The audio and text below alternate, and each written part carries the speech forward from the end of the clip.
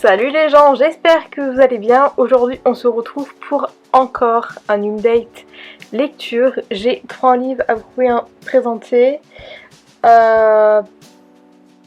dont un livre d'une autrice politique. J'espère que ça va vous plaire et on commence dès maintenant. Le premier livre que j'ai à vous présenter, il s'agit de Heartless, de l'autre côté du miroir, Amour et mensonges ne font qu'un, du coup de Marissa Meyer aux éditions Pocket Jeunesse. Et si vous voulez savoir de quoi il parle, eh bien il s'agit d'une réécriture de contes sur la reine de Alice au pays des merveilles, que l'on appelait donc la reine de cœur. Après les chroniques lunaires, le nouveau roman de Marissa Meyer centré sur la reine de cœur d'Alice au pays des merveilles. La reine de cœur n'a pas toujours été la terrible souveraine d'Alice du pays des merveilles. Avant d'être couronnée, elle s'appelait Catherine et rêvait de devenir la plus grande pâtissière du royaume, mais le sort a décidé de lui jouer un vilain tour. Le roi de cœur veut absolument l'épouser et les parents de Catherine, très ambitieux, placent de gros espoirs en cette union. Catherine, elle veut vivre librement et aimer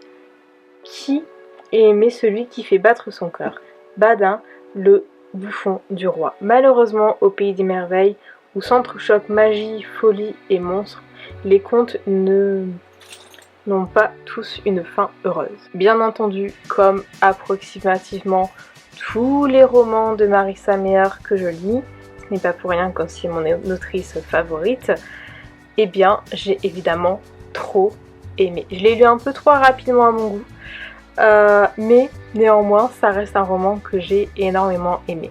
Mon personnage favori c'est, comment il s'appelle, Cheshire, je ne sais pas comment on prononce, donc le chat, étant donné que je suis une amoureuse des chats, voire passionnée du chat en lui-même, tant je trouve cet animal incroyable. Ça ne surprendra personne que j'ai aimé ce personnage.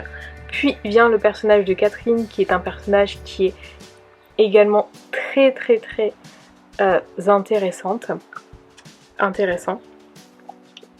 pour devenir la reine que l'on connaît tous. Encore une fois, Marissa Meyer ne dira jamais, et le dernier mot que j'ai envie de dire, c'est qu'on lui coupe la tête. Et elle le dit. Et elle le dit, bien entendu, à la fin du roman. Mais elle le dit, c'était tellement évident.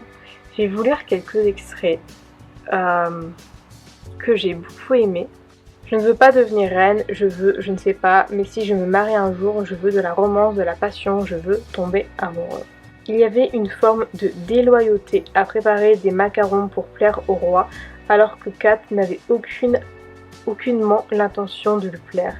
Ces choses ne se produisent jamais dans les rêves, ma chère enfant, dit-il en disparaissant jusqu'au cou, seulement dans les cauchemars. Ça c'est Cheshire qui dit ça, c'est le chat. Il faut lui couper la tête.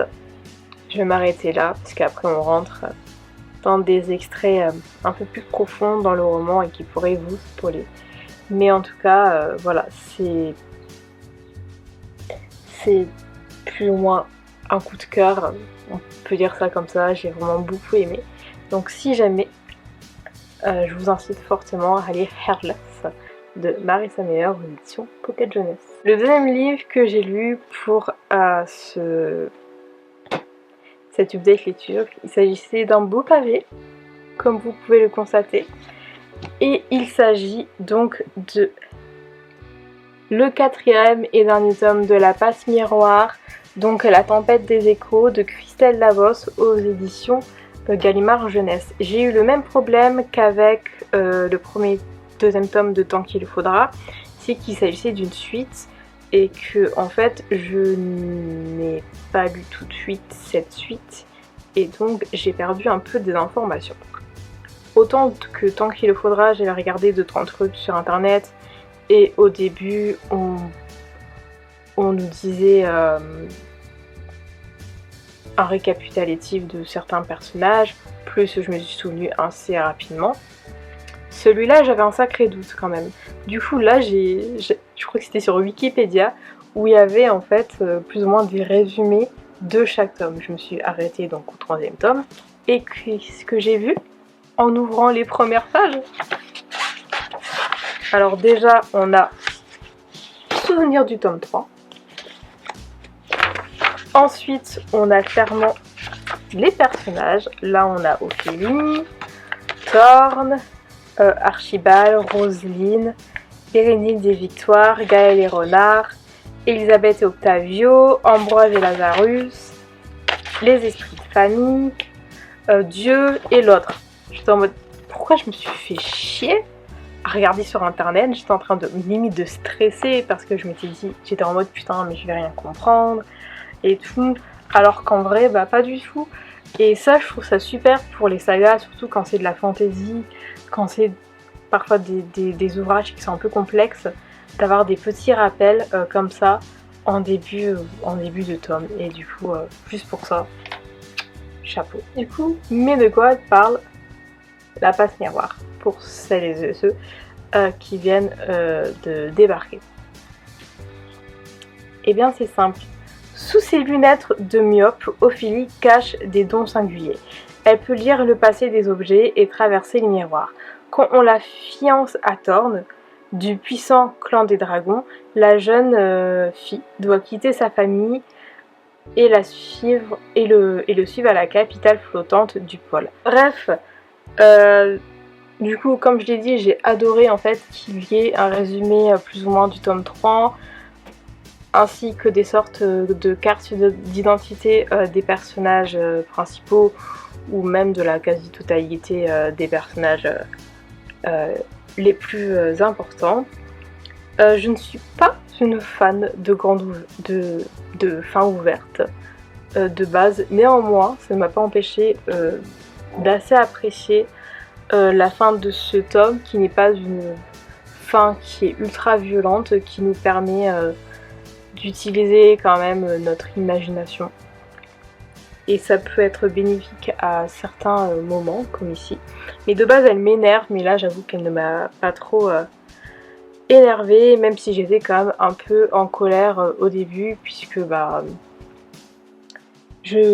même si là, j'ai apprécié de base, je ne suis quand même pas fan des fins ouvertes. De plus, même si j'ai bien aimé ce tome, il est loin d'être mon favori. Au bout d'un moment, je commençais à trouver l'histoire un petit peu redondante.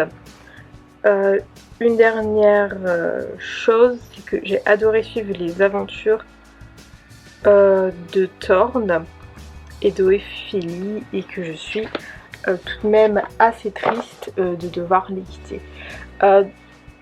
Après, c'est un bon tome, mais on sentait que vers la fin, l'histoire s'essoufflait un peu. Donc en vrai, c'est pas si mal que ce soit terminé sur quelque chose de bien, et que l'on n'a pas eu un énième tome qui est plus catastrophique qu'autre chose, comme ça a été le cas dans de nombreuses sagas. La première qui me vient en tête, c'est du coup le journal d'un vampire de L.J. Smith, que j'ai lu quand j'étais très jeune, et au bout d'un moment, l'histoire était catastrophique. Donc tant mieux qu'il soit terminé là, sur une bonne fin. Je suis pas fan des fins ouvertes, c'était quand même une bonne fin, mais je ne suis quand même pas fan des fins ouvertes de base. Donc voilà, c'est quand même bien terminé, donc je préfère un roman qui se termine de cette manière-là, même avec une fin ouverte, qu'autre chose. Voilà, donc voilà, je suis triste de quitter ces personnages, cet univers, mais eh bien, toutes bonnes choses ont une fin, et j'adore la couverture qui est splendide. Elle est vraiment splendide. J'avais ce livre depuis énormément longtemps dans ma pile à lire. Il me semble que je l'avais acheté parce que Christiane Taubira était venue sur le plateau de l'émission Quotidien de Yann Barthès, que je regardais à l'époque. Alors ce n'est plus que je n'aime pas, c'est juste que je n'ai plus le temps de regarder cette émission. C'était la seule émission de télé que je regardais, maintenant je n'ai plus le temps tout court de regarder la télé. Et je me suis dit, ça a l'air cool et tout, enfin ça avait été super bien vendu, du coup je l'ai acheté. Et bah j'ai pas trop aimé en fait. Mais du coup je vais quand même vous lire de quoi ça parle. Alors, vous n'imaginez pas le plaisir que nous procure de disséquer vos défauts et vos vices lorsque que nous sommes entre femmes. C'est notre aliénation, notre dépendance masochiste, notre revanche confuse et confite, notre consolation aigre et notre joie affligée. La preuve que, malgré nos bravades, nous sommes encore bien ineffodés. Nos bruyances professionnelles indépendantes de la jactance. Ici, une femme battue qui ose tout pour fuir la compagnie des hommes. Là, un ancien et pitoyable directeur d'école qui se souvient d'une revanche mesquine prise sur la vie. Ici encore, un cœur féminin qui confie des plans ensanglantés de son histoire familiale, entre esclaves, marronnage et devoir de mémoire. Qu'importe l'époque, chacun lutte pour sa liberté, pour se défaire d'un destin ligoté, contrarié ou d'un amour déçu et parfois pour accepter sa propre fin. Le premier recueil de nouvelles de Christiane Taubira, porté par une langue réaliste et poétique, lyrique et unique, dépeint ces morceaux de vie comme carreaux cassés qui, chacun à leur manière, offrent une fenêtre sur le monde. C'est un recueil de nouvelles dont certaines sont très dures et d'autres moins. Ce roman n'a pas su me charmer, je ne suis pas parvenue à rentrer dedans. Ne me demandez pas pourquoi, j'ignore, juste peut-être pas le moment pour le lire, ou juste que je ne suis pas la personne, une lectrice particulièrement visée, la lectrice idéale, je ne sais pas. Et ce, malgré que cet ouvrage est loin d'être inintéressant, parce que oui, cet ouvrage était touchant, et ça je ne peux pas le nier. Sinon je n'aurais pas dit que certaines de ces nouvelles sont dures et d'autres moins. En dépit de mon avis, je vous invite tout de même à cette lecture, puisque mon avis n'est point universel, je ne vous l'apprendrai pas, et surtout parce que je suis devenue une lectrice qui est totalement exigeante et intransigeante,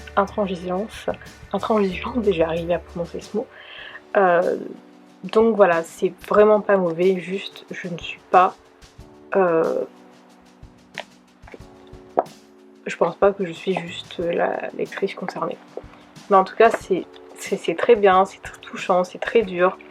On parle de plein de choses d'actualité qui le sont encore malheureusement aujourd'hui. Et